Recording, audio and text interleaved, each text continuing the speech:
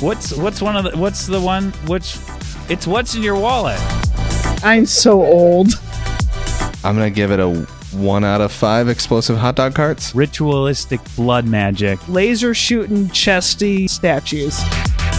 Don't watch movies unless we tell you to. Welcome to Movies with My Best Friend, Phil. I'm your host, Phil Kessel. I'm not a cow. I'm not having a cow. Everything's fine. I'm joined by my two best friends. Why would I be having a cow? There's not even a cow in this movie.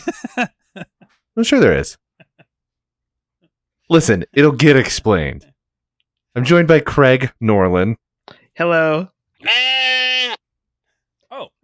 Is that a Okay, so Will, do you do like the sheep and the goat sounds? I haven't been introduced yet, so Oh, sorry. I'm also joined by Will Chodas. Oh, hey. Wait, what's it? Yes. God. Do you have to make your goat and sheep sounds a little different, even though they seem the same? The sheep is bah, and the goat is meh. See? Oh, I see. That's how I do them. Yeah. So which was that? That's definitely that's a sheep. It's a ewe. Huh? That's what you think. Yeah.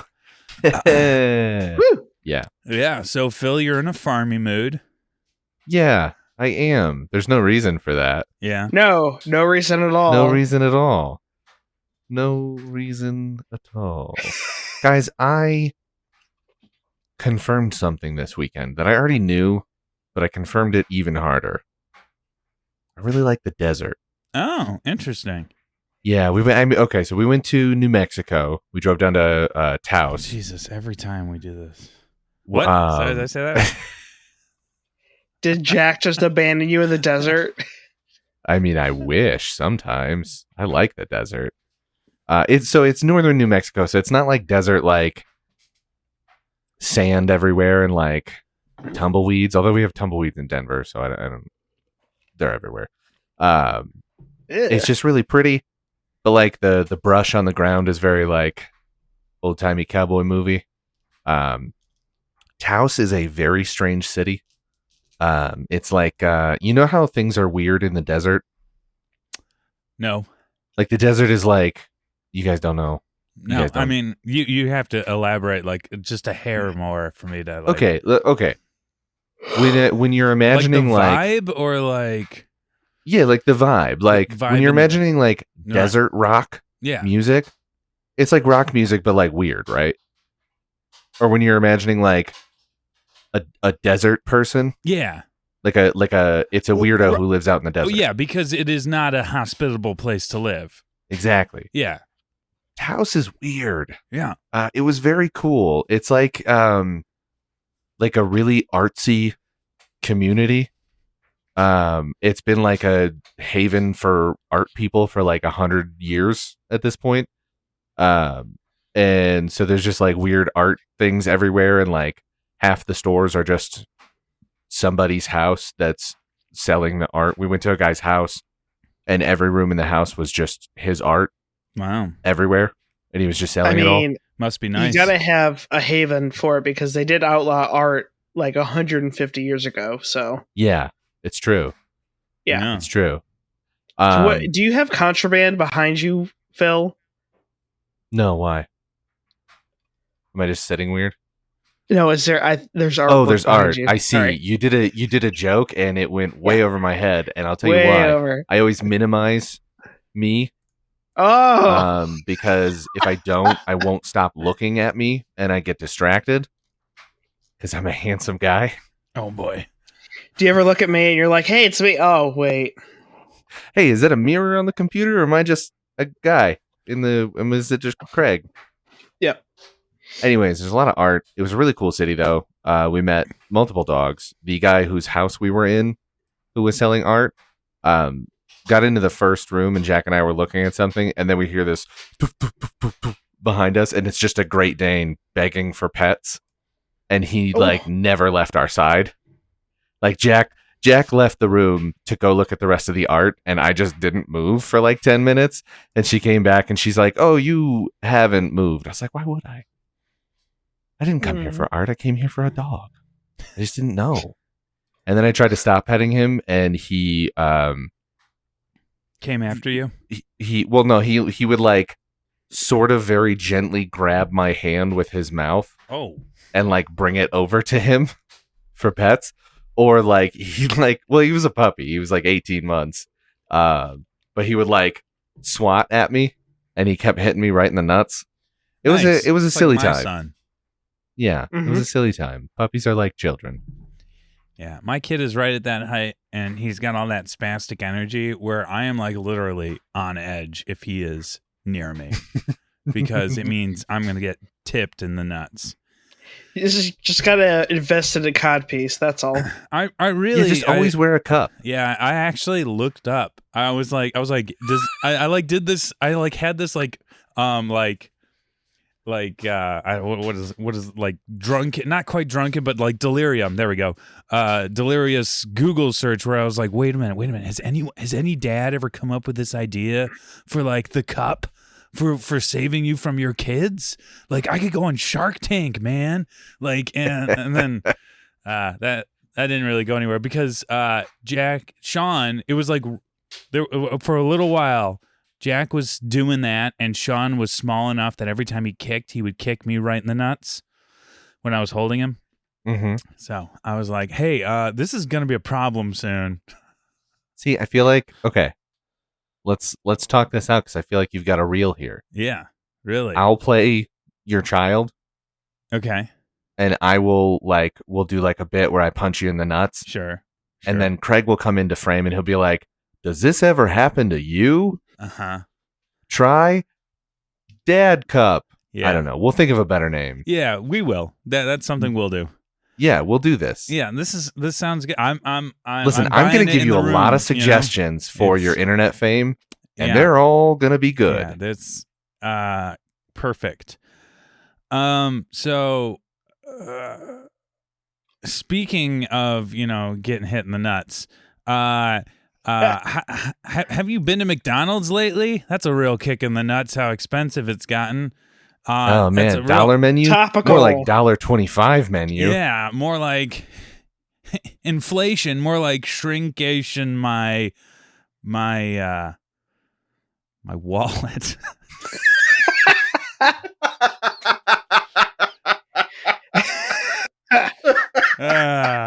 That's right. It's a segment where we reach deep into our best friend's pants and whip out some recommendations. It's what's in your wallet. Oh man. Oh boy. All right. That's Craig, what do you got? What do you got in that wallet of yours? Too many things as usual, but I'm gonna just narrow it down to 7. 2. Oh. 2. I'll just make it 2. Hopefully I don't take somebody else's. You probably won't. 2 shows I finished, and me watching shows I don't focus on those versus movies and video games, so it takes a long time for me to do that. But I finished. He's still working on The West Wing. He's been watching it since it first aired. Nope, not gonna do that one. So X-Men 97 is my main recommendation. I did not watch the original animated series. I don't know why. Okay. I liked X-Men. I had like some trading cards with the characters on it, and I loved Gambit.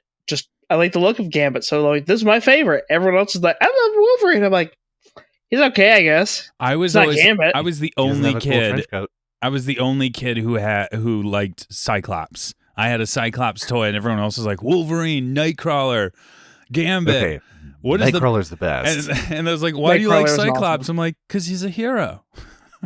I don't know. God, you're lame. I like Nightcrawler because he's a former Catholic, struggling with humanity. Yeah. And also he can teleport. Yeah, also the teleporting and the blue furry and the swords and the acrobatics and the Will, have you seen X-Men 97? I haven't, because I wanted to rewatch X-Men, and then I was like, I'm never gonna. I don't have time. I'm never gonna do this, and so I just forgot about it. I think you'll be happy with what they did with Cyclops.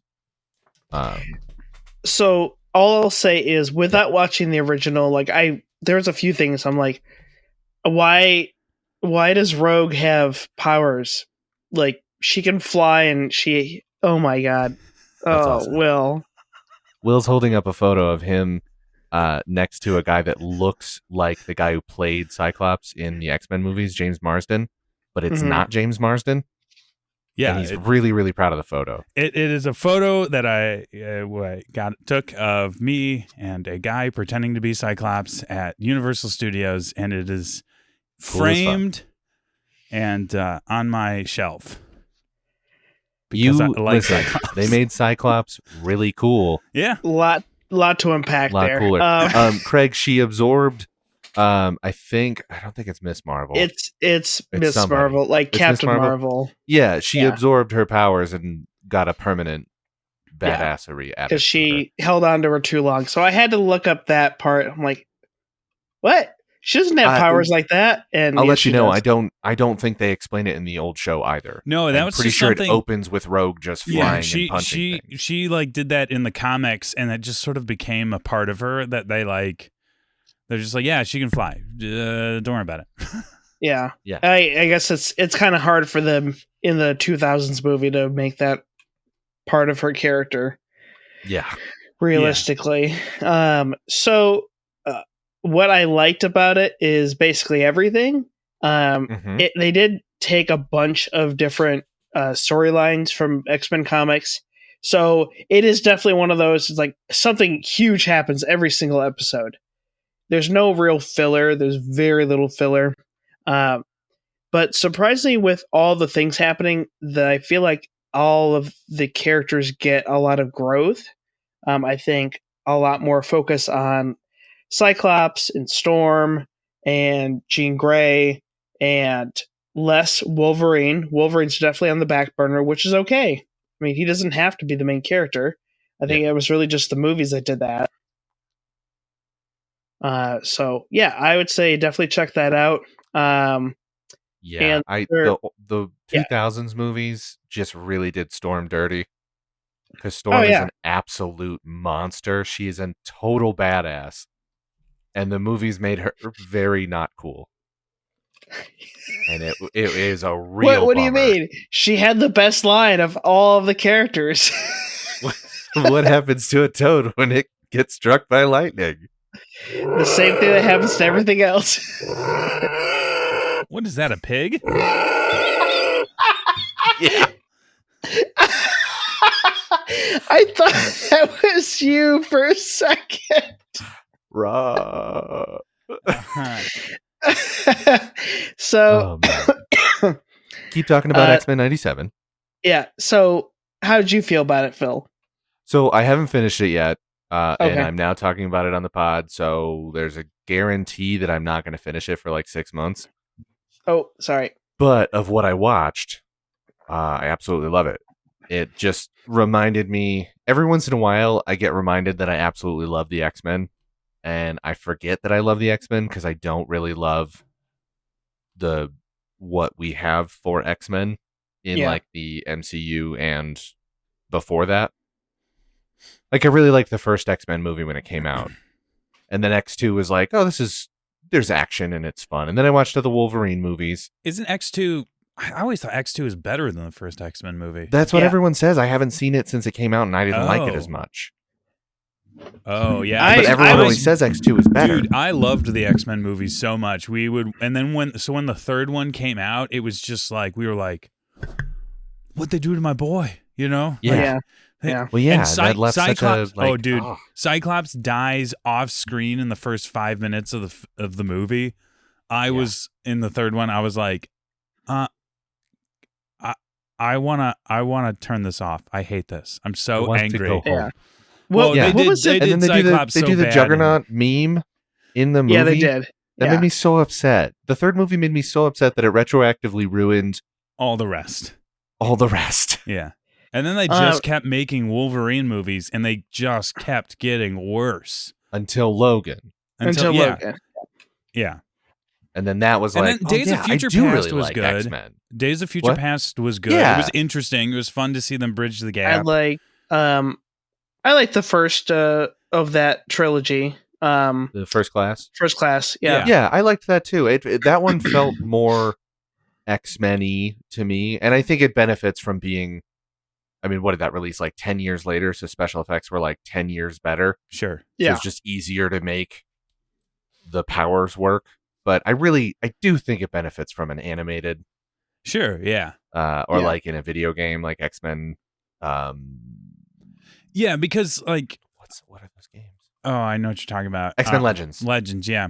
Those will go down as some of my favorite games of all time. Because so much of what makes X-Men interesting is like there are a lot of people with a lot of different powers, and like, you know, half of the powers aren't even that useful.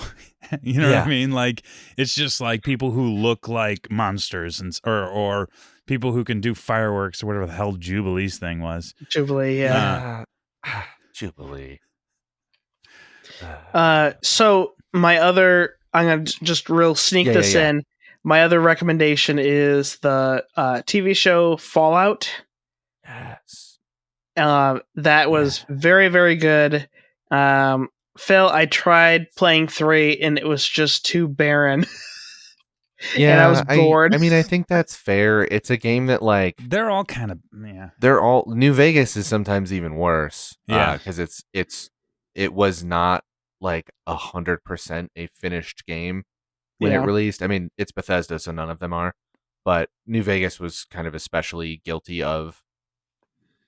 There's like this place, and then you have to travel a very long way to get to the next place, and there's like maybe a couple of guys in between, but there's like not a lot of. It's still like my favorite game of all time. But that's like a common Bethesda thing to just like have a lot.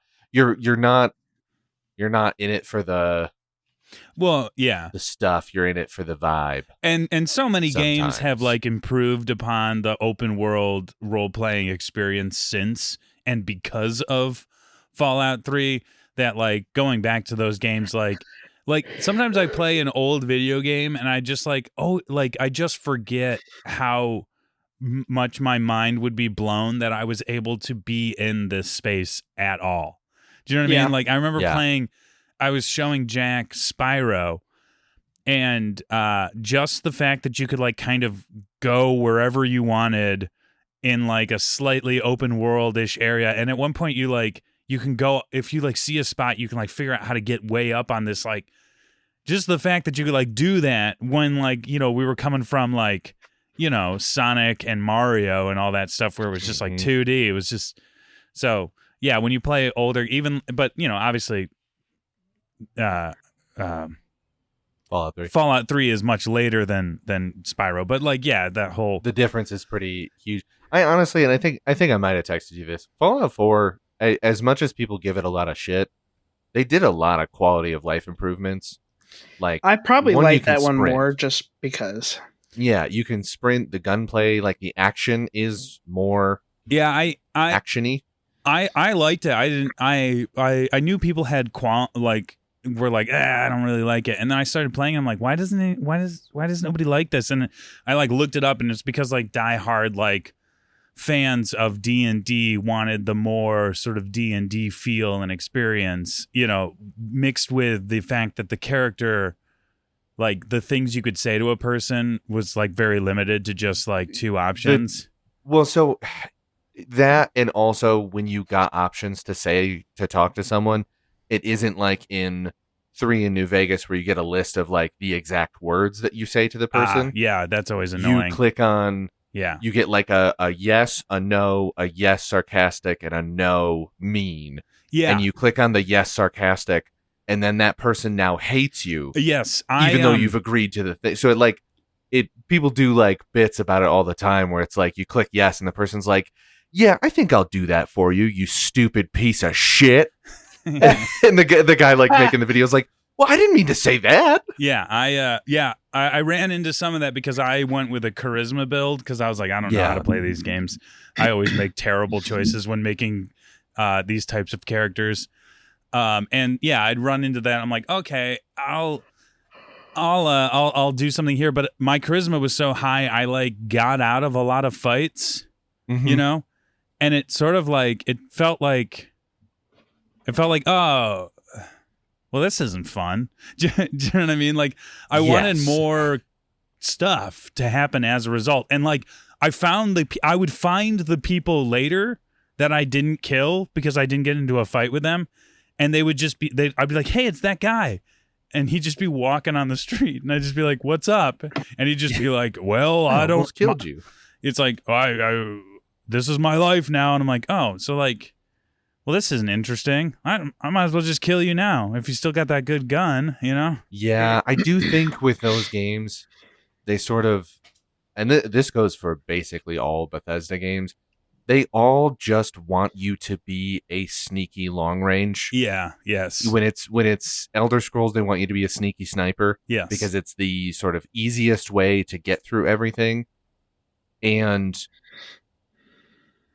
I don't know. And then in all the Fallout games, it's like if you're a sneaky sniper, you can get through everything super easily. Yeah. Yeah. Because the sort of like it's the balance of the builds, the different builds. And then with like a charisma build, it's like, yes, you get some new dialogue options and you can like get out of a lot of fights and that's cool. But when you do like a charisma build in like a tabletop game, you kind of still have to do the talking. Yeah. And then you roll. Yeah. So like with this, it's like it just feels like a cheat code almost. Yeah. When you do tabletop though, like so much of it is dialogue anyway. So if you have a character who's like really good at talking, you can like, because you have a human being and not a computer running numbers and statistics, they can change the scenario on the fly and something entirely new can occur. Whereas like a video game is going to be like, oh, we have like 3 options for you. And so guns out, you know. Bam. Craig, I have a question for you. Sure. As somebody who has limited experience playing the games, did you find yourself to be a Vault Dweller, a Brotherhood of Steel person, or a ghoul? Vault Dweller, for sure. Yeah. I mean, I think most of us are Vault Dwellers, but we've all met some Brotherhood of Steel kids. Am I right? Oh, yeah. My favorite thing about the show, and this is what I tell everyone when it comes up, is how they portrayed the Brotherhood of Steel. Yeah, that's good because that's the one thing that's like through line through all the games, right? Yeah. There's at least always the Brotherhood of Steel, and they just portrayed them as the stupidest, dumbest idiots, and I loved it so much. Yeah. He went from what was the guy's name? Maximus, not Knight Titus. Not Knight Titus. Maximus went from man, I really didn't like his character, and by the end of it I was like, man, I kind of like this guy. He felt like somebody that, I don't know, it felt like you could see the playthrough he started trying to do. Yeah. And then gave up on doing. Like, you could almost see the player playing behind him. Like, realize that he didn't like the build he was going for and went in a totally different direction. Yeah. I mean, the most interesting character is the ghoul. Yeah. By far. Yeah, I mean, they gave the part to Walton Goggins and he fucking chewed everything on the scenery. Yeah. The guy's the best. Yeah. Everyone loves him, and this was no exception. He was great in this. He's a dang old ghoul. Well, actually, he can play both his past self and the ghoul part. Like, he does both very, very well. Yeah. So, yeah, that was really good. I don't know if I liked one better than the other for these 2 recommendations, so check them both out. Yeah, I would certainly second both of those recommendations. Okay. We need to move. Yeah, well, that's kind of where I'm going.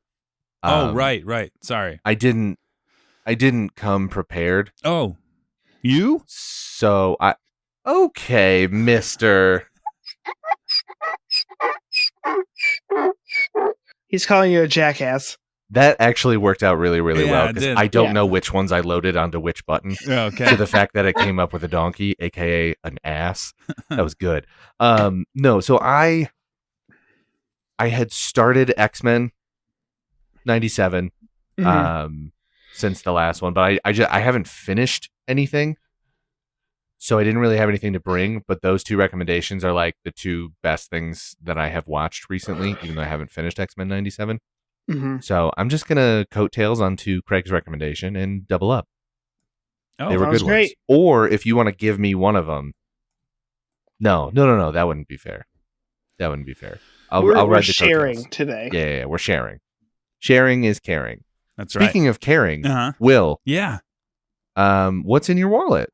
Oh man, what is in my wallet? Well, I just got back from a little vacation, vacay, and so I have been watching nothing but children's television.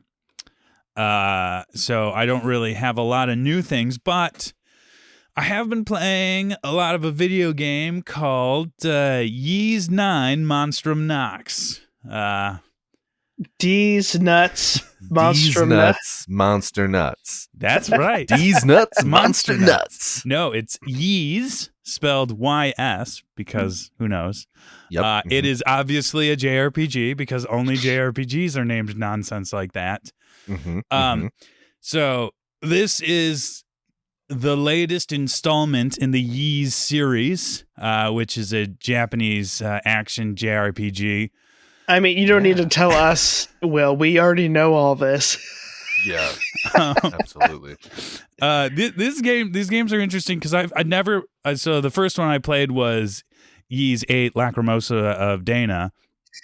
I'm very familiar with that one. This is all made up. You can't trick me. No, these are real games.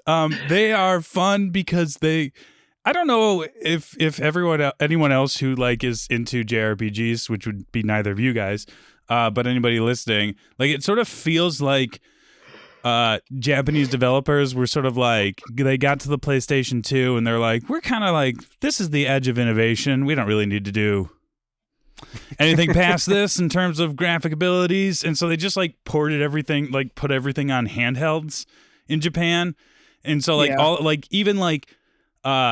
Dragon Quest is the biggest video game in Japan, so much so that it is released on a different day than other video games, which are usually released on like Mondays or whatever, and they like shut down schools because kids are going to skip anyways to buy it. So it's bigger than Final Fantasy? Oh yeah, Dragon Quest in Japan, yeah, bigger than Final Fantasy. Final Fantasy is an interesting because it blew up in North America, which is something JRPGs had never been able to do before. And so like to me, it sort of feels like Final Fantasy is like this fire hose that just like started going off at Squaresoft, and they're just like holding on to the end of it and flying around and just going like, I don't know how to control this, but people keep buying them. Anyways, Dragon Quest, however, like all of them came out on handhelds. Up until like I think 8 came out, and then what was the latest one? 11 was finally out on the big. Anyways, so these games have very PlayStation 2 sort of feel to them graphically, because 9 is based off the engine that they used for 8, which was originally a PlayStation Vita game. So they're not the most graphically interesting games in that sense. Like there are no shadows, which is like it's just like real life. Yeah, just like real life. But they're just like fun. Like I don't know if you like when you're in the desert in high noon. Yes, exactly. Pew, pew, pew, pew. Okay, yeah, just like that. But so the Ys game tell the story of Adel Christian, which is a redheaded silent protagonist who is in every single one. It's a continuing story. Which is sort of different than most JRPGs. Usually they just like they change main characters throughout. Yeah. And like maybe a couple things are similar. So this is the latest one. And it starts off with Adel going to jail and then having a curse brought upon him. And basically he joins the league of a bunch of monster-based superheroes. And you're stuck in this city and you're basically like a superhero. But it's all like fantasy and the action is like super fast and fun and surprisingly difficult. And it's a lot of like countering and stuff. I don't know. And you like get a little ragtag crew of people together and you kind of build up your base and you unlock more of the city. It's a lot of like percentages going up. And you're like, oh, you've locked this new district. Now you have this much. And, you know, it's all the stuff I love doing in like OG Kingdom Hearts, you know, where you get like, you know, you're collecting Dalmatians and that kind of stuff. Yeah. So would you say that it further builds on the gameplay foundation of Ys 8, Lacrimosa of Dana, where players control multiple main characters that can be switched between on the fly? Yeah, I would say that. That's cool. And I think I kind of already did, but that's fine. Nice try, Phil. Yeah, no, I do think Ys 8 Lacrimosa of Dana is the better game. It's kind of got a new. It's much more. You're stranded on an island. Like the very first thing that happens is you're shipwrecked basically, and you're discovering this island, and there's like jumps between time that kind of happen, and it's like there's a big mystery of what everything is happening. And Monstrum Nox is still good though. They added a lot of fun traversal stuff, like you can like glide and run up walls and do like zippy things. And I can be done talking about this if you guys are good. I'd actually probably go for another 10 minutes. Really? Okay. So what's interesting is Dogi returns in this one. He's a character who's one of the only other characters who travels with Adel Christian. You know, the other thing that's also interesting about this game is like they've taken all of these European countries and just like changed the name slightly. So there's like Roma and like, all like this the tomatoes. French. Yeah, like the tomatoes. It's just, and also what's fascinating about the history of this franchise is the company split into two. So like there are two Ys 3s. And then there are two Ys 4s, but they are completely different games because they like split. And then the other one went defunct, and then so it's just like Ys 5 is back to like single. Yeah, it's like it's a huge mess, and like none of them ever came to. It's the reason you've never heard of these before because they never came to the States. I don't think. With the ones where there's two of each, is one studio like clearly better than the other? I don't know. I haven't played either. Oh, you haven't played those? I think there is. No, I started with 8. I've never played any of the older ones. They don't look like they're any fun. They look like really old, janky. I don't know. They like upped their game with 8. They got it figured out. Anyway, so Mike, my brother, if you're listening to this, you might like these games. But I can't think of a single other human being on the planet who would. Yeah. Speaking of humans on the planet. That's right. They're not alone on the planet. Also on the planet are animals. Mm-hmm. And if you like seeing movies on how they interact, we watched a movie this week. That's right. We watched Babe, Pig in the City. I mean, do I need to say more? It's a comedy, drama, adventure film. It's got a pig as the main character. It's starring a bunch of animals who are certainly dead now. It's directed and written by George Miller. It's also written by Judy Morris and Mark Lamprell. It's starring a few humans, such as Magda Zubanski, James Cromwell, barely, and Mickey Rooney, also barely. 96 minutes long, had a $90 million budget. It only made $70 million. So, how do you guys think this is sitting on Rotten Tomatoes? Gosh. 78%. Oh wow. Wow. Okay. I thought you were gonna go 100 because it's definitely that. I'm gonna say 69. Phil's got it 65. Ooh, dang it. I said it because it's the funny sex number. Yeah. I thought it was way lower than both. 41 audience scale. That feels about where I thought it was going to be. How do you think Babe did on Rotten Tomatoes? Oh God, probably really good, 100%. like 98%. Oh shoot, I just had it and it disappeared on me. Oh, 97. So yeah. Yeah. So I picked this movie. Why did I pick this movie? Why would you pick this? Why? Had you seen this and then you picked it? So I saw it as a child. Okay. And I definitely only saw it once. I definitely watched Babe hundreds of thousands of times. It was one of my favorite.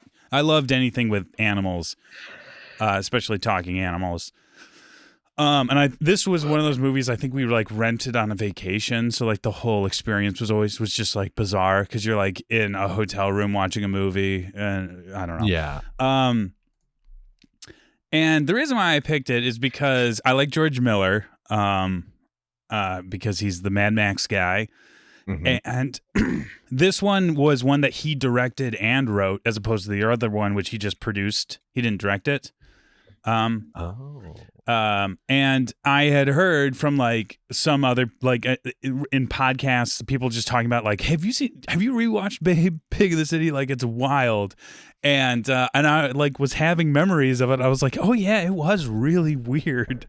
So I just wanted to watch it again, and I thought I'd take you with me.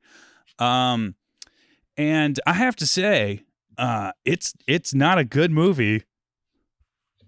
Because it's a great movie. Nope. Also, no.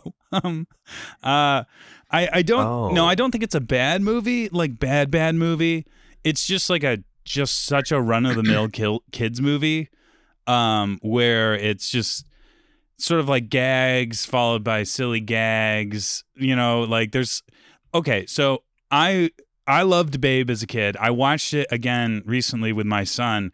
And I was like, man, this is just a really good movie, because the movie is all about like so Babe is a pig who realizes very early on in the movie that his purpose in life is to be eaten by human beings, you know? And he ends up like winning over the farmer and like being raised by the sheepdog, right, who loses her puppies. So he essentially becomes her new puppy. Anyways, the whole film is about like, you know, bucking expectations, like going against the grain of what's expected of you. There's a whole lot of themes of like, you know, foster parents and like approval of like father figures, like coming in and seeing your value. Like the whole thing where James Cromwell like sings a song to him is such a emotional, triumphant moment. That moment is good. Yes. And in the original movie, it's got all these different layers to it, and at the, you know, that Aloo pig is like such a great line, and it like it's, you know, and this movie I haven't a fucking clue what it's trying to tell me. Like not for 1 second was I like, why is anything happening? Like it is the like. What's the word I'm trying to like? Not. It is the sequel movie that is most guilty of being a movie that shouldn't have happened, or like, you know how that happens with sequels where it's like, you guys went the wrong direction with this, right? Yeah, this might be the most guilty of that in a sequel I've ever seen. It totally did not understand what was successful about the first one. It was like people liked the talking animals, so let's get more of those. Yeah. They like the talking farm animals. What about adding in apes? What if we had chimps?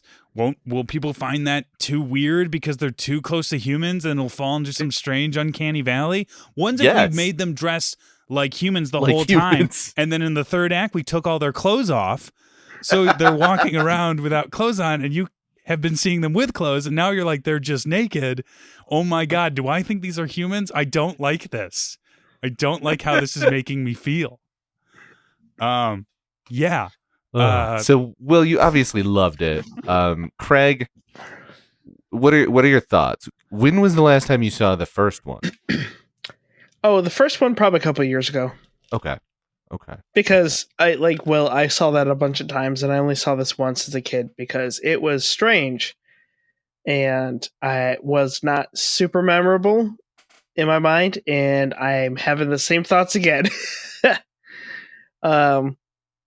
It's fine if you like animals a lot and you like talking animals.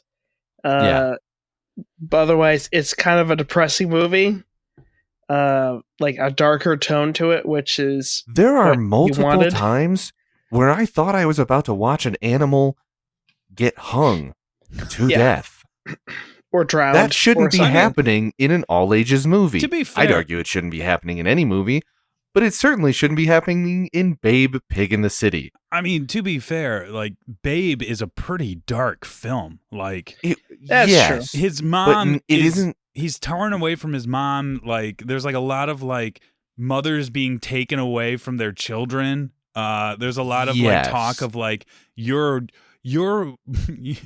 position in life is to be eaten and consumed by the humans, and there's nothing you can do about it. I agree that there are things in Babe that are dark, but I just watched the movie last week, and I can confirm 100% that there are no scenes where a dog is stuck hanging off a bridge and then starts to drown. Yeah, that part I didn't because its head is in the water and it can't get out of the chain that is attached to it. Yes. And there's no music. Did not like everyone that is like standing around watching it. Yeah. Or the dog with the wheelchair back legs, getting like flipped over and over, and then we see that he died. Yeah, like goes to and heaven. Then undies. Yeah. Yeah, he comes we back. See him out of the wheelchair frolicking in a beautiful meadow. And then we bring him back to his life. There was a version where that dog died. And Frank Miller read that part to somebody, and they went, "Frank, are you?" Or not Frank Miller, George Miller. Yeah. And they're like, Frank Miller, what are you doing here? Frank Miller, what are you doing in here? And just like, and all the animals are dead, and we're on page 10. So like, you're fired, Frank. No, they were just, they had to have been like, you can't kill the dog in the wheelchair.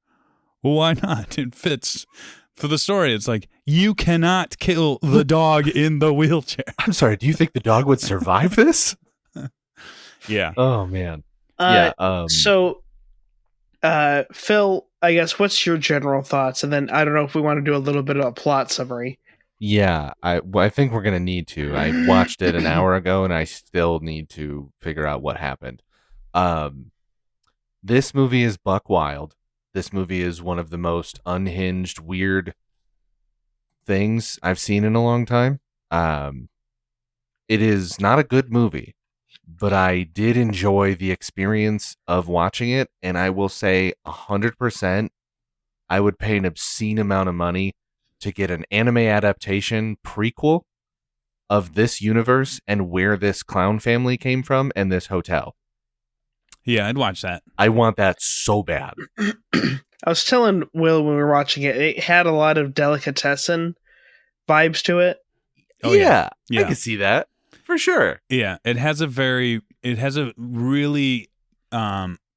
art style that I like a lot. Like the art direction of it is sort of like, if you were like, hey, I wonder what Babe and Mad Max, if you mesh those two things together, what would that look like?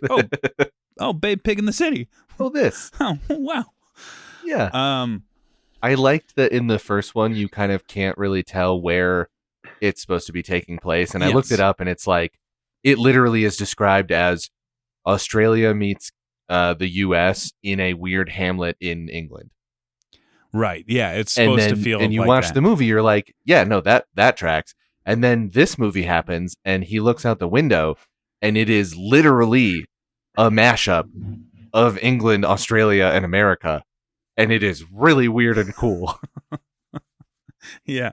And like, the whole city is just like, this hotel is like in this like Vienna street with like, where the streets are, what's the word? Water. River. Water is the word. And then like they like turn the corner and it's just like a bunch of like biker gangs and stuff. It's just so strange. It's like literally it felt like that part in like every single Mel Brooks movie where they like go onto the Hollywood backlot and there's just a bunch of extras from a bunch of different movies. Yeah. You know? Like it felt a little like that where it was just like who are all these people? This is like sure, focus on the animals a little bit, but I want to know what's happening in the world of this movie. Yeah. More than I want to know what happens in the plot of this movie. Yes. And that is why I'm like begging for more of the Babe cinematic universe. So let's talk about the real bait and switch of the death of the farmer at the beginning of this movie. Oh my God. It seems like the movie is going to kill off the farmer in the most like Bugs Bunny Looney Tunes manner. Yeah. That is all Babe's fault for like, I don't know what he does exactly, like pushes something over and it causes he knocks like some rocks over into the well that the farmer's working on and it makes the like motor or whatever at the top, the pump parts at the top too heavy. So the pulley that they're attached to, those start falling and they're heavier than the farmer. So the farmer flies up, like crimps his hand in the pulley, then falls into the water, lets go of the rope. So that thing comes back down and drops on him. Right. Presumably murdering him because that was a huge engine. I was like, oh, so he's dead. That seems like a real dark turn out of nowhere. Yeah. In the first 5 minutes of the movie. Yeah. But no, he's not dead. And then so what happens next is they're losing the farm. I did not understand how all of a sudden they went from having a successful sheep pig to losing the farm. I think because he couldn't do any of the work.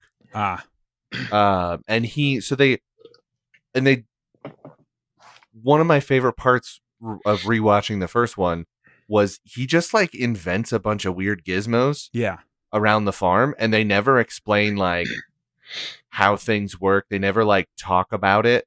He's just like invents weird shit to make the farm work. Yeah, his automatic gate is like the running gag of and him like trying to get it to work. The pump in the well looks like a whole thing that he like kind of invented. And so I think him being gone, he just like made the farm a thing that only he can maintain. Yeah. Because it's invented in his weird ass style. Right. And so what happens is the Esme is her name, right? Yeah. Esme Hoggett takes Babe to the city. Well, she's going to fly to a fair because they're going to get an appearance fee. But she gets detained because Babe asks this drug-sniffing dog what he does, and the dog's like, I do this, and he barks, and so then everyone thinks that she's got drugs, so they get stranded. The pig. Yeah, so they get stranded in the city. Yeah, and that's how the city part happens of this movie. Yes. Mm-hmm. Yes. And then what happens in the city gets even crazier. Yeah, so they end up staying at the one hotel that allows pets, even though they don't actually allow pets. And could you just for my own recollection, could you maybe explain? So I know she like calls a bunch of hotels and they're like, no, you can't bring a pig to our hotel. Right. Who the do you think we are? And then could you explain how she finds out about this hotel that'll accept a pig? She's handed a business card by a janitor who sort of seemingly appears out of nowhere and sees something in Hoggett and Babe. And we discover that the reason why he's being so friendly and leading her in the right direction is that he's got a pig-like nose. Yeah, that's right. I forgot that there's hybrid pig people in this movie. Yeah, he's not the only one. We meet another one later. He's not the only one. It's basically Dr. Moreau levels. Well, and it was just like so weird. He's like he wanted to help for some reason, and it just sort of like posited that like he, because he looks like a pig, knows where people can keep pigs in town in case they need a place to stay. It's just like, no, those two things probably aren't related. I just like, it's like, oh yeah, like I know all about where to keep the animal I most look like. So what? Oh man. It's just weird. Yeah, so they go to this hotel that is basically teeming with not wild animals, but like pets with no owners, because there are only 2 other human occupants, right? I think so. Mickey Rooney as Uncle Fugly. And we'll say that again for you. Uncle Fugly. And how many words does he say in the movie? Is it 0? I'm pretty sure it's 0. He kind of like mumbles right. at one point. Yeah, he says like a line that is just like, and then he dies from eating himself to death. I was reading that apparently he was in it more, but his scenes were too frightening, and so they got rid of him. Yeah, I can understand because the scenes that they left in were honestly pretty frightening still.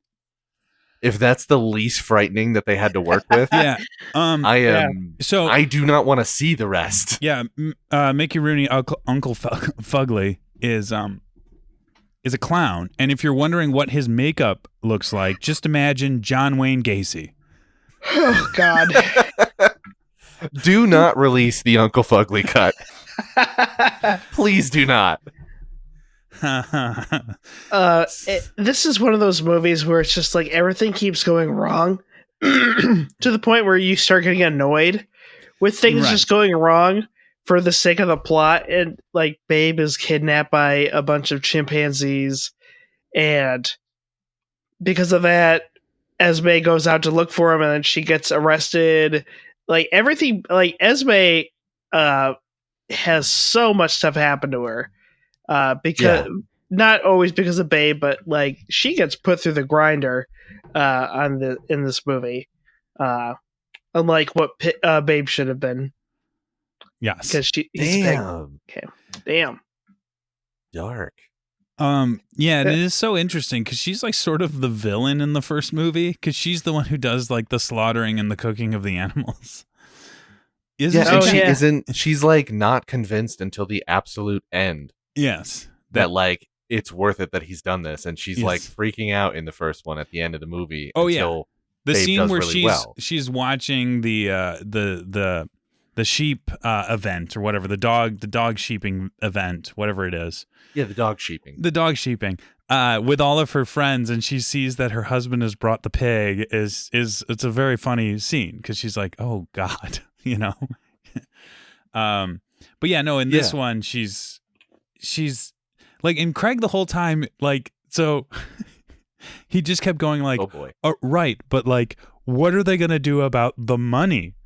Like, the whole reason why they went on this trip was to get the money to save the farm, and we haven't even touched on the new plan to get the money. Yeah. And I was like, I totally forgot about that. It just devolves and devolves and devolves. Esme's in jail for most of the remainder of the movie. Covered in glue, by the way. Covered in glue. Wallpaper glue for billboards. Billboard glue. Yes. We'll call it. Mm-hmm. Babe does a circus act with Uncle Fugly before he dies.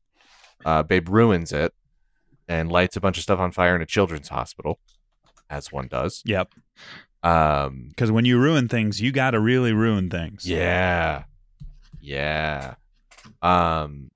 More likely, wouldn't he have just ruined it by like eating something he shouldn't have, or just like shitting on the floor? Yeah, I'm pretty sure he was doing that the whole time. yeah, probably. So they had somebody on set that was like animal poop grabber. Oh, they had multiple. I don't think I'd like that job. No. And especially when you're working with chimps. Okay. They're too much like people. Yeah. They'll look you in the eye. They know what you're doing. They know you're picking up their poop. I know. Dude, have you ever That's my least favorite part about going to the zoo is seeing the chimps. Like we went last time, and Jack's like, I want to see the chimps. I'm like, oh boy. And we like went over, and they're just like looking at you like, I know I'm in a cage, and I know you're here to be entertained by me, you know? Yeah. And you're just like, oh my God. I had a moment with an orangutan once. Where it was trying to rip off your face. Yeah. No, it was at the Toledo Zoo, and it was sitting in like right next to the window, and we just made eye contact for a while. Yeah. And we like, I swear, we were just about to do the hand on the glass thing, and then he walked away. So I had a moment. He may not have had the same moment. The way the orangutans at the Toledo Zoo look you up and down while they're like lounging is so funny to me. They just like, you'll like walk up and they'll like look at you, and then they like do a whole body scan and look right back at you. Yeah. And I'm just like, all right, buddy, come on. It's hot out. I'm a little sweaty. Easy, bud. So I'm doing my best judging. Here. I know I don't have any hair. Okay, so he ruins the circus. Then Uncle Fugly dies.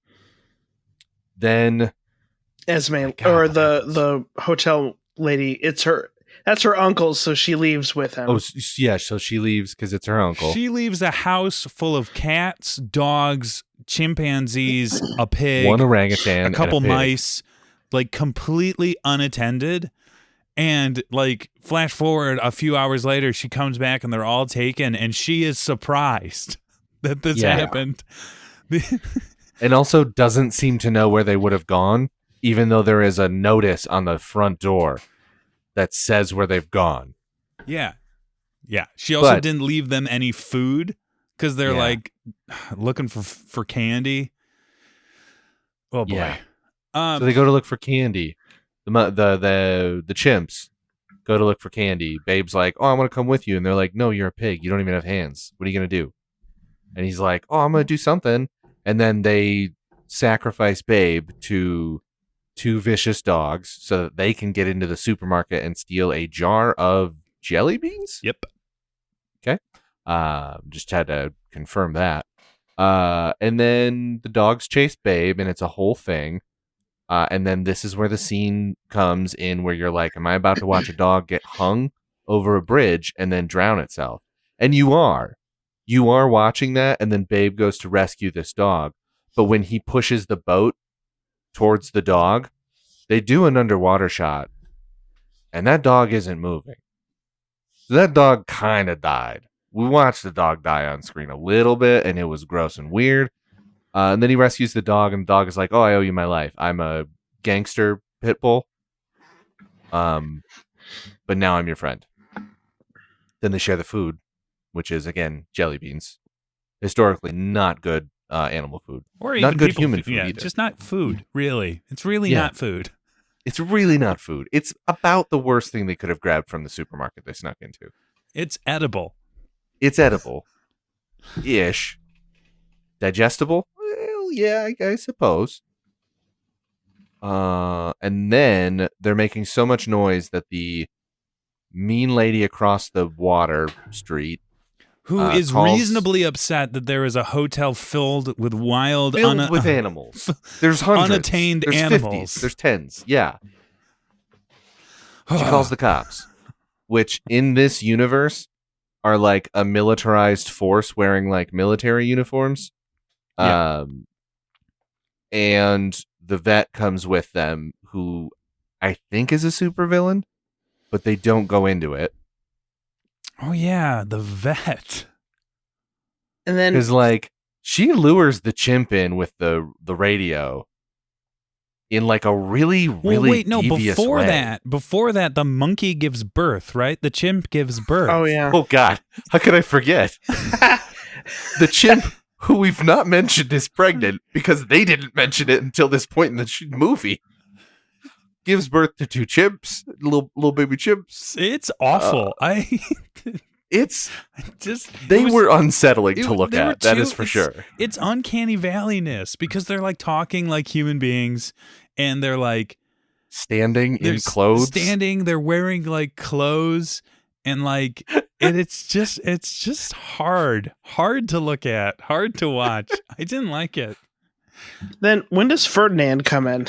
Oh, Ferdinand showed up a little while ago. Yeah, so at this point, Ferdinand had been flying to get Babe. Ferdinand, by the way, is the white duck from the first movie. My favorite character when I was a kid. Yeah. Super necessary to the plot. Yeah, he was worth it. Yeah. He flies in, I think, as the chimps are being born, or just after. Yeah, it's around then. Yeah, and then they get raided. This is the raid 3. But it's just all animals. Not as much. I will say this was downplayed a little bit more than I expected. I thought this was going to get really zany, and it was zany for sure. The vibe in this scene was so weird because it was sort of slapsticky, but not really, but also very somber. I thought it was going to go in a much more slapstick direction, and it just like threaded the needle that I didn't realize was there, and I didn't like it. Yeah, it was just like weird because like the chimps are like watching this happen to them, and they're like really sad about it, but they're like not doing anything about it, and it's just like kind of they're happening the smartest slowly. and most capable of them, and they're doing nothing. Yeah, it's a weird scene. It's like way too serious and way too stupid at the same time. So they get taken to the pound. Yeah. And then which is connected to the children's hospital? Kind of? Unclear. There's a few of the things in this movie that are still a little unclear. Well, all of the buildings seem to be one building all connected. So yeah. I want to visit this universe a little bit. Yeah, I don't know if just I do. a little bit. I want to take a Google Street Maps. There you go. Trip around this city. They're in the pound. The Esme and the was she named? The niece? Miss Flume is Flume. What okay. This is what Wikipedia says. I don't know if she was ever named.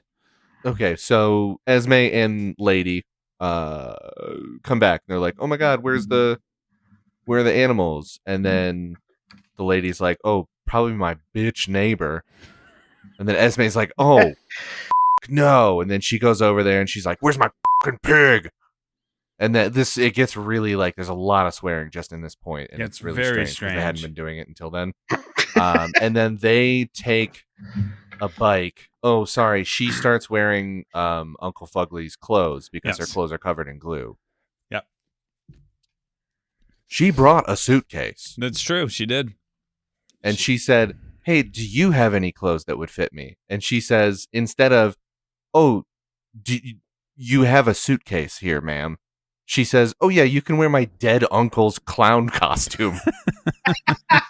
What the f***? So she wears that to go yell at the neighbor and find out that indeed the animals did get taken to the pound, just like the notice on the door said. That was thought to be a red herring, but it actually was in fact just a notice. Mm-hmm. Then Babe goes to rescue the animals and they get out, but then they end up at a big old party that's somehow in the same building as a children's hospital and the pound / vet / supervillain lair. Somewhere in there, the Jack Russell Terrier in the wheelchair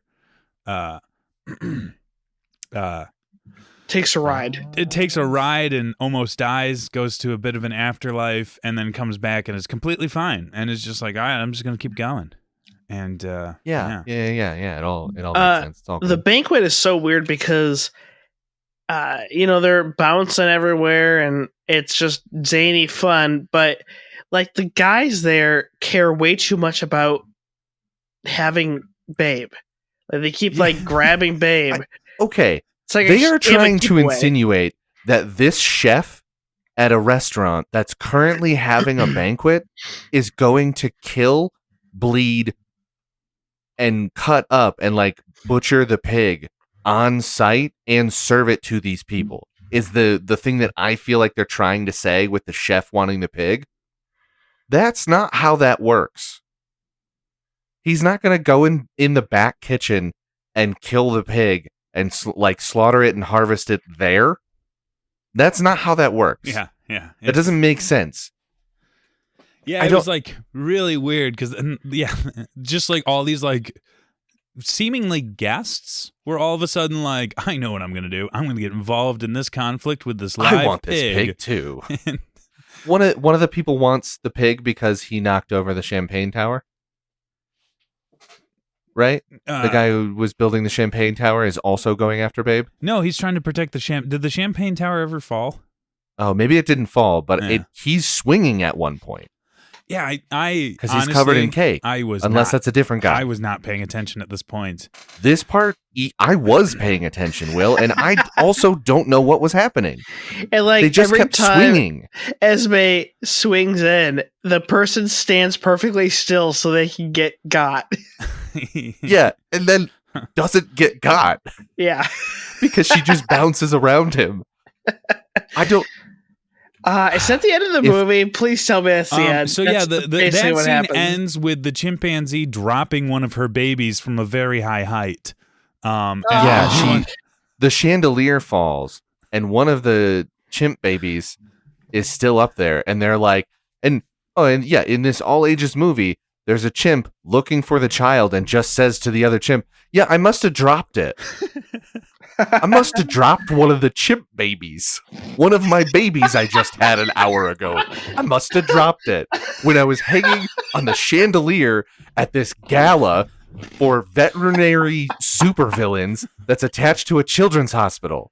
What the is happening in this fucking movie? I don't know. Okay. So Esme gets Babe at the end of this scene, and then I think, correct me if I'm wrong, we just cut to the end of the movie. Yeah. Yes. It just ends. And the end of the movie is that all the animals now live on the farm that didn't have money before. But has money because what's her name sold the hotel. He's renting out the hotel or sold the hotel. Yes. And so the money from the hotel pays for all of the animals to now live on the farm. And I'm pretty sure Thelonious, who we have not talked about, the orangutan, we have not named him, is in love with Esme. Because I think he was in love with Uncle Fugly. Uncle Fugly. Yeah, he was a really strange character. That was the orangutan in this movie was extremely unsettling most of the time. He was the whole the character is like, he's an orangutan in a suit who sort of like seems like the wisest, but is also maybe just like a butler. Like, I didn't like quite understand. Like, at first when you meet him, he's like, oh, he's the leader. Oh, no, he's not. No, not really. He's just sort of like, he just wants to serve everyone and not get involved. I don't know. It's just really, he's a weird character. And at the end of the movie, what he's doing is just handing clothespins to Mrs. Hoggett. Yeah. And like, that's what he's happy doing. But he's also like giving her weird side eyes the whole time. So I'm just sort of like, he's gonna take her face off and put it on his face, isn't he? Yep. Guys, I gotta admit something live on air right now. I'm 33 years old. Yeah. I've seen the first movie a bunch of times, including a week ago.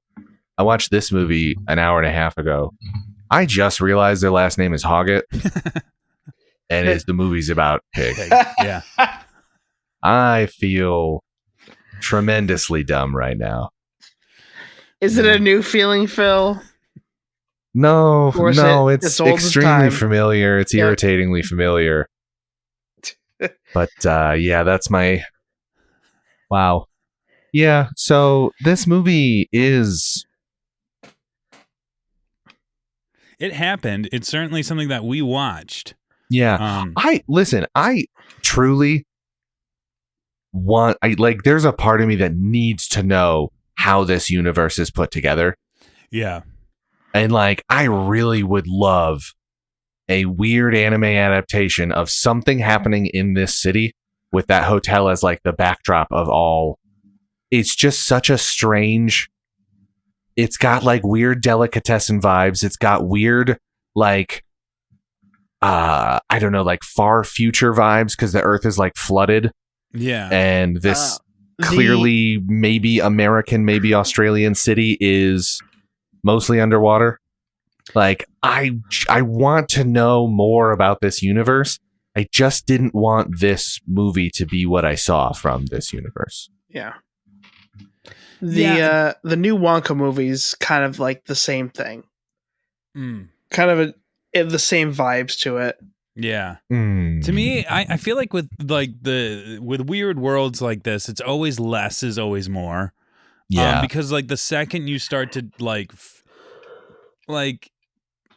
spend too much time trying to like figure out like what a world like this would look like and how it would function, like the quicker it falls to pieces. Do you know what I mean? Absolutely. Yeah, that's totally fair. I think I want less explicit views on how the world works and more just zany weirdness involving this hotel. Well, right, yeah. And the pig people. But I do need you to explain the pig people. Yes, the thing that is because the judge is also a pig person. Yeah.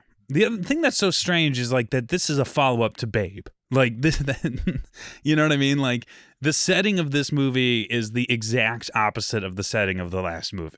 And in that sense, like you didn't even realize they lived in a weird world when you watch the first movie. It feels the first movie has a very storybook feel to it. It has like like this one has chapters too, and they felt just sort of like there because it was something that they started with the first movie. You know what I mean? Yes. Yeah. This it feels like a chapter book. It feels like a storybook. That's the vibe of the whole thing, and it's like it exists in sort of a fairy tale land, but it's not unlike our world. This movie it like doesn't do that where it's like we're sort of a fantasy idealist version of reality. It's like, no, this is just a mishmash of everything that goes into the city, which in itself is a cool idea, which is Phil, I think that's why you liked it. Yeah. But like as the follow-up to Babe, it's a terrible choice. You know what I mean? Absolute it's so madness. Weird. That this is the sequel to Babe. Phil, what are you going to give this movie? I'm done. I'm sorry. God, I see. The problem is based on the scale of like, do I think people should watch this movie? Absolutely. Yeah. This is such a wild ride. I really do genuinely wish though that I had been under the influence while watching it. Yeah. Because I think that would have made it that much more weird and enjoyable. But I don't know how that would have gone over in my brain because sometimes live action is not my favorite thing to watch. It gets too uncanny valley even when it's people. It's just like I can see the set. This isn't. I don't like this. I like animation. So by that logic, I feel like I have to vote it a 5 out of 5. But I know this isn't a 5 out of 5 movie. It's a garbage movie. It's not. Well, it's not garbage. It's just weird, and it's not good. So I feel like it is 2? It is really weird. Either a 2 or a 5. Yeah. Okay. Depending on your scale, definitely go watch it though. Oh, I gotta think. Wait, sorry. Let me back up. Let me do the thing. A 2 out of 5. Ham Champ was my nickname in high school. Who said that? Nobody said Ham Champ, but at the beginning when Babe is getting celebrated, the skywriter in the plane, says ham. And then 2 planes come in and make it say champ. And I just thought Ham Champ was the silliest thing to say. I was like, I don't remember that at all. All right. Will, what do you got? What do I got? I think honestly, like I wanted to like this movie more than I did. I did love all of the nonsense. I loved how like this is one of those movies that I'm like, I'm kind of glad this strange idea exists, but I wish it was more thought out. Do you know what I mean? I just wish it was a little bit more cleaner and like better. I don't know, or something. And I just found myself by the third act, like kind of going like, I'm done with this movie very much. Kind of like how Craig is right now. Like where I was like, this whole zany clown suspenders bouncing around thing with like all of these like people way too invested in stealing this woman's pig is taking me out. And also the little animatronic baby chimpanzees made me want to make my skin crawl so badly. So I'm going to give this movie 2, is that pink poodle supposed to be a prostitute? I don't like that out of 5. That pink poodle is absolutely supposed to be a prostitute. Yeah. So all the same reasons you guys gave. 2 out of 5. Pork is a nice sweet meat. Which is from the first movie, but it was always my favorite interstitial because the mice did like the evil laugh after it. Yeah. The mice were in this, but they didn't feel as present, you know? Yeah.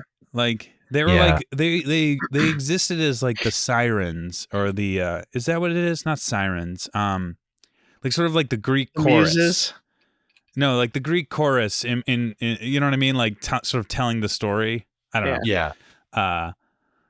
Anyways, so that was that movie. Sorry everyone. I do think, Craig, it is your turn next. It is my turn. I was kind of going all over the place with this one, and I watched a movie last week that I really, really loved, and I want you guys to watch it now. It's called Hundreds of Beavers. I've heard of this. I've heard of this too. I really want to see this movie. Yeah, it's a basically silent movie, very, very slapstick, very low budget, but it is like there's 5 actual people in it, and the rest are all in beaver and animal suits, and it's really, really funny. Yeah, it's insane. Okay. It's this like sort of art concept idea, but like just with the dumbest premise. Yeah. So, isn't it about like Canada or something? I can't remember. But yeah. I'm super excited. That's going to be fun. Good. Okay. All right. It's on Hoopla, as far as I know. That's how I saw it the first time. So, get that at your local library. Thank you for liking and subscribing to the podcast. We're on Instagram, Facebook, TikTok, and YouTube. If you want to tell us which movie you like better, Babe or Babe 2, far inferior. Oh boy, I'm really curious to hear what people have to say. Are you? No. All right, so this episode was brought to you by Jack Kessel. Woo! Yay. My wife. If you're interested in hearing your name shouted out and want to help support us, consider becoming a patron at patreon.com/mumbleandtrug.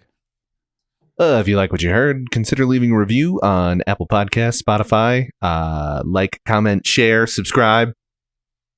Drop us smash that like button. Yay. I am, that's all for this episode. I am... I'm Phil Kessel. I'm Will Jodis. And Craig Norland. Go watch this movie and also... Yeah.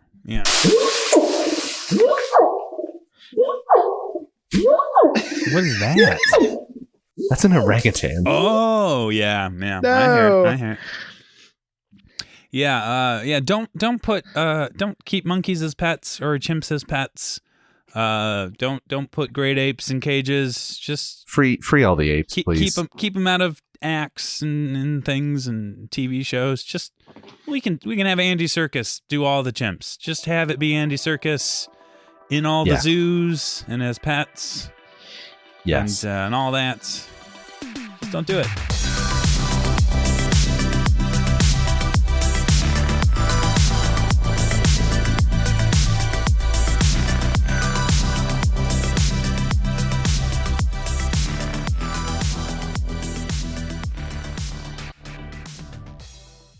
Brought to you by Mumble and Shrug Productions.